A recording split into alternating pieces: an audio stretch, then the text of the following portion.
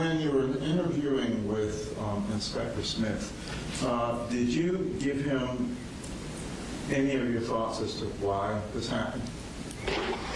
I honestly can't remember, but I'm sure it had something to do with his mom and dad. By that time, my brain was so fried. I honestly don't remember a lot of what we talked about in that interview.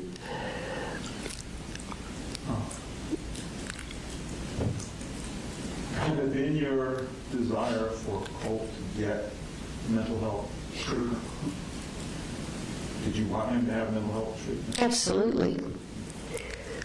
In your capacity as a teacher, did you find that to be important? Yes, absolutely.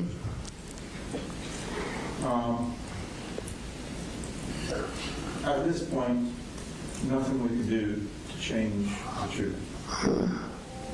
But given your experience and you're living with Colt, do you feel like long-term, if he gets treatment, he could be a productive person? Absolutely. I know that's hard for a lot of people to believe, but the Colt that I knew and the Colt that I know now is not the Colt that did all of this. His mind was so distorted and just discorded that he had convinced himself that this was the way for him to go because he could be somebody. All he ever wanted was to have a friend. All he ever wanted was to be included and loved. I found a note in his room. I found this before the sheriffs got there. We went to the house after it was all over, and I had taken Coley. And I told Marcy, I said, I'd like to go and maybe get a few of the pictures and things. I don't know what we'll have access to. And then I found a note in he had a little book that he kept on the fireplace that he made notes in. And there was a new one that was in there, and it said, why can't somebody just love me? And that's the way Colt felt.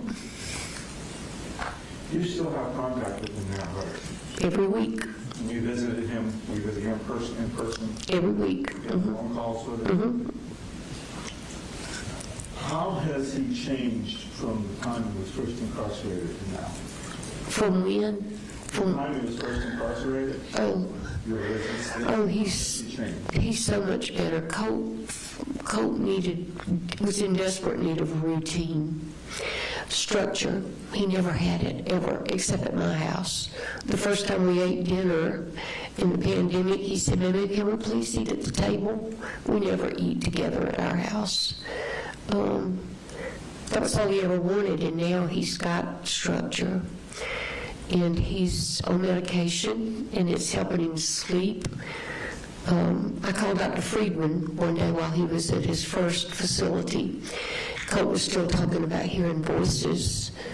And I said, well, do you know which voices you're hearing? He said, it's mostly my daddy.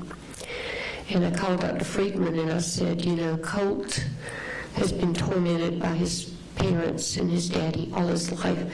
I don't want him tormented the rest of his life. You need to do something to help him with these voices.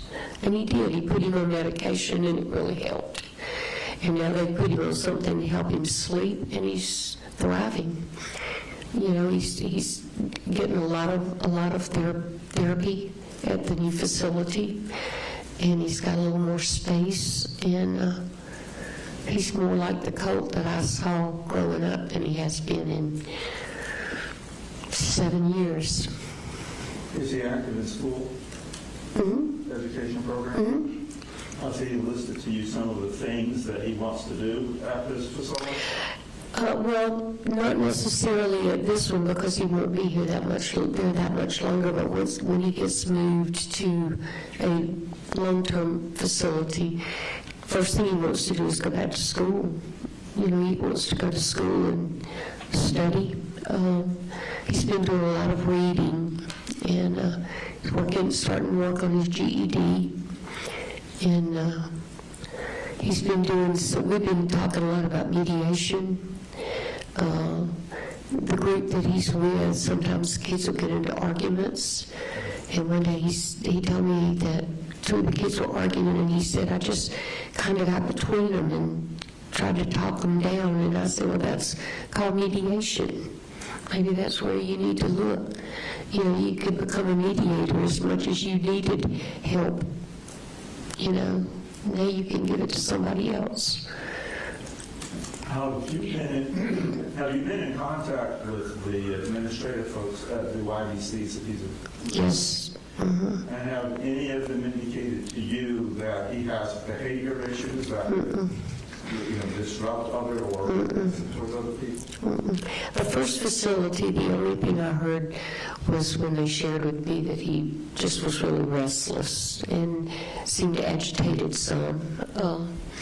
The therapist that he had there was really good at working with him, but he left, and then when they started him medicine, he got even better.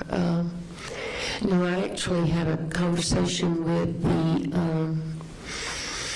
one of the counselors from his new facility the other day. He called just to check in, and he said that Colt was doing really well. That he's doing well in school. He abides by the rules, and that's all he ever needed was to know, this is what you need to do, and he'd do it. But... Well, this court is going to make a decision on what to do next. Do you have a request of the court as to what you would like for them to decide? Well, obviously, Colt pled guilty because he did it. There's no denying that. He's accepted that responsibility. We've talked at length about remorse, how bad he feels about it, and how he wishes he could change things, but he can't. I would like, obviously, as his grandmother, and knowing what a great person he was before the trauma and since, I'd like to see him have a chance at some point to prove himself, to mediate, to do something productive. And I told him, I said, if you don't get out of prison, you can do it there. But if you do, you need to make sure you're ready to shine and show people that you are worthy. Seek forgiveness and go on. Thank you. That's all I have, Judge. Cross. Yes.